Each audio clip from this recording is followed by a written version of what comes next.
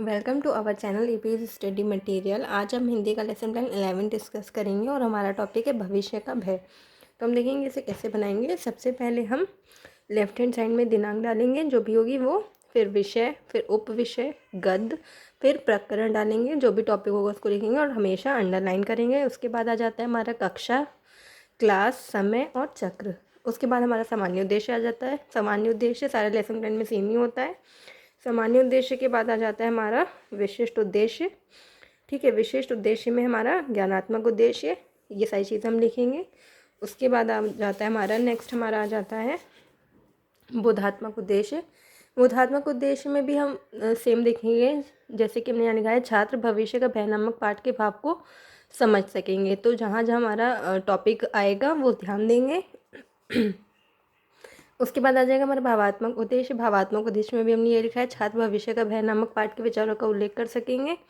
फिर कौशलात्मक उद्देश्य आ जाएगा। नेक्स्ट आ जाएगा हमारा सहायक सामग्री। सहायक सामग्री में जो भी चीज़ें हम टीचिंग के टाइम पे यूज़ करते हैं वही लिखेंगे। Flash card, duster, marker, black board, ठीक है, जो भी चीज़ें होंगी वो लिख देंगे।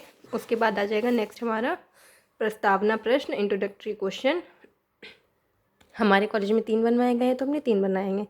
किसी किसी कॉलेज में 4 या 5 बनवाए जाते हैं तो उसके अकॉर्डिंग हम बनाएंगे। और लास्ट क्वेश्चन जो भी होता है वो हमारा प्रॉब्लमेटिक होता है। तो सबसे पहले हमने एक क्वेश्चन बनाया है कि मनुष्य को जीवित रहने के लिए क्या क्या चीज़ें आवश्यक हैं। तो हमने यहाँ लिखा है, बच्चे उत्तर देंगे भोजन, जल तथा वायु। दूसरा क्वेश्चन है मनुष्य भोजन के लिए किन किन चीज़ों का उपयोग करता है। तो बच्चे उत्तर देंगे गेहूँ, चावल, दाल, सब्जी, फल आदि जो भी होता है। फिर थर्ड क्वेश्चन मनुष्य अनाजों का भंडारण क्यों करता है। तो ये प्रॉब्लमेटिक क्वेश्चन होंगे, बच्चे इसका उत्तर नहीं दे पाएंगे। तो हम उद्देश्य कथन में लिखेंगे आज हम लोग भविष्य का भय नामक पाठ का विस्तार पूर्वक अध्ययन करेंगे जो आशा पूर्णा देवी जी द्वारा रचित है। नेक्स्ट आ जाएगा हमारा प्रस्तुतिकरण। प्रस्तुतिकरण में हम यहाँ पे 3 कॉलम बनाएंगे। क्रम संख्या, शिक्षण बिंदु, छात्र अध्यापिका क्रिया। सबसे पहले आदर्श वाचन। ठीक है, आदर्श वाचन में जो भी जहाँ से जहाँ तक पैरा लिया है वो लिखेंगे और इसमें लिखेंगे छात्र अध्यापिका उचित लक्ष्य तथा आरोह अवरोह को ध्यान में रखकर गद्यांश का आदर्श वाचन करेगी। गद्यांश क्योंकि ये गद्य का प्लान है। फिर उसके बाद अनुकरण वाचन विधि। अनुकरण वाचन विधि में छात्र अध्यापिका उचित लय ताल के साथ विद्यार्थियों से अनुकरण वाचन करवाएगी। उच्चारण विधि में जो भी टफ वर्ड्स होते हैं उनको यहाँ लिखेंगे हम, जैसे हमने लिखा है अंतर्राष्ट्रीय, फ्रॉक, आश्चर्य। फिर आ जाएगा हमारा नेक्स्ट शब्द अर्थ में 4 कॉलम बनेंगे। शब्द अर्थ, विधि और स्पष्टीकरण। सबसे पहले है शब्द अपमान, उसका अर्थ बताएंगे। अनादर, विधि, पर्यायवाची, स्पष्टीकरण में बताएंगे कि किसी को उल्टा बोलना। इसी तरीके से हमने यहाँ पे 4 शब्द अर्थ लिखे हैं। अगर आप चाहें तो ज़्यादा भी लिख सकते हैं। नेक्स्ट आ जाएगा हमारे 4 कॉलम बनेंगे। सबसे पहले छात्र अनुक्रिया, शिक्षण बिंदु और सहायक सामग्री, शामपट, कार्य। सबसे पहले आदर्श वाचन के सामने हम लिखेंगे सभी छात्र छात्राएं ध्यानपूर्वक सुनेंगे।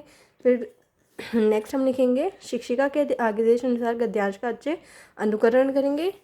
और यह उच्चारण विधि के सामने लिखेंगे छात्र उच्चारण करेंगे, अर्थ बताएंगे, हम ध्यानपूर्वक सुनेंगे। विधि में हम बताएंगे वाचन विधि और अनुकरण वाचन विधि। सहायक सामग्री में जो भी हम चीज़ें टीचिंग के टाइम पे यूज़ करते हैं उनको दिखाते हैं, जैसे हमने ये दिखा के बताई है, ठीक है, स्टोरी सुनाई है तो इसको यहाँ लगाया हमने। और जो भी हमारे टफ वर्ड्स थे उनको हम यहाँ पे इस तरीके से लिख के लगा देंगे। ठीक है,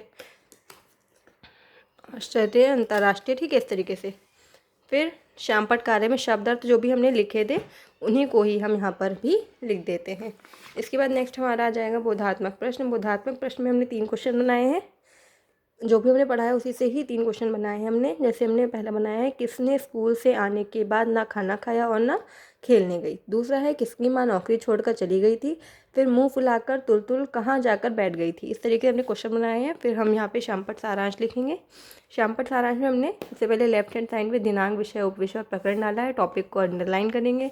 राइट हैंड साइड पे कक्षा, समय, चक्र डालेंगे। लेफ्ट हैंड साइड पे जो भी हमारे शब्द अर्थ थे उनको लिखेंगे और राइट हैंड साइड में जो भी हमने क्वेश्चन बनाए हैं उनके आंसर हम लिख देंगे। ठीक है, जैसे हमने लिखा है तुलतुल ने स्कूल से आने के बाद ना खाना खाया और ना खेलने गई। इस तरीके से हम यहाँ पे लिख देंगे। इसके बाद नेक्स्ट आ जाता है हमारा कक्षा कार्य एवं निरीक्षण। तो इसमें हमने लिखा है छात्र अध्यापिका प्रश्नों के उत्तर को उत्तर पुस्तिका में उतारने का निर्देश देकर कक्षा का निरीक्षण करेगी। उसके बाद आ जाएगा हमारा पुनरावृत्ति प्रश्न। पुनरावृत्ति प्रश्न 2-3 तरीके के होते हैं, राइट रॉन्ग हो सकते हैं, मिलान या फिर फिल इन द ब्लैंक्स। ये ठीक है, ये गलत नहीं है मेरा प्लान। यहाँ पे जो भी आप सर्कल देख रहे हैं ये गलत नहीं है, बस यहाँ पे पेंसिल से लिखे हुए हैं चीज़ें, इसीलिए टीचर ने वो सर्कल कर दिया है।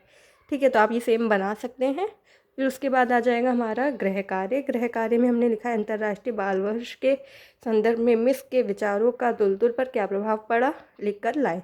ठीक है, तो यहाँ पे गृह कार्य देने के बाद हमारा एक लेसन प्लान कंप्लीट हो जाता है। अगर इस वीडियो से आपको अपना लेसन प्लान बनाने में हेल्प मिले तो चैनल को लाइक करें, शेयर करें एंड सब्सक्राइब करें। Thank you.